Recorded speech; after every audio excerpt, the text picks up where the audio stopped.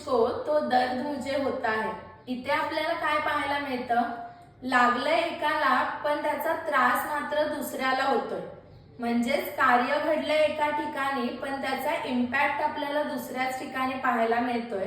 मग असं जर कुठे असेल तर त्याला आपण असंगती अलंकार म्हणतो। नसेल समजलं तर चला तर पाहूया असंगती अलंकार म्हणजे नक्की काय आहे। जेव्हा कारण एका ठिकाणी आणि कार्य दुसऱ्या ठिकाणी अशा पद्धतीचं वर्णन आपल्याला पाहायला मिळतं, तेथे असंगती अलंकार असतो।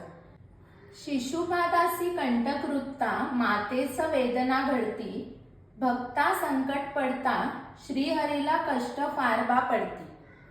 शिशुपादाच्या पायात जेव्हा काटा रुततो तेव्हा त्याचा त्रास कोणाला होतो, त्याच्या आईला।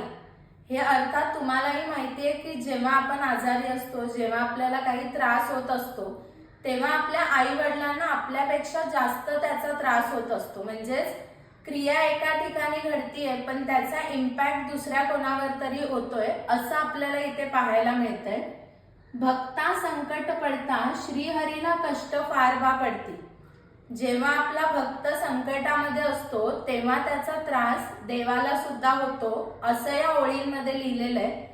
मग या ओळींमध्ये आपण पाहिलेलं आहे की क्रिया घडतीये एका ठिकाणी आणि त्याचा रिझल्ट दिसतोय दुसऱ्या ठिकाणी, म्हणजे ही असंगती आहे ना।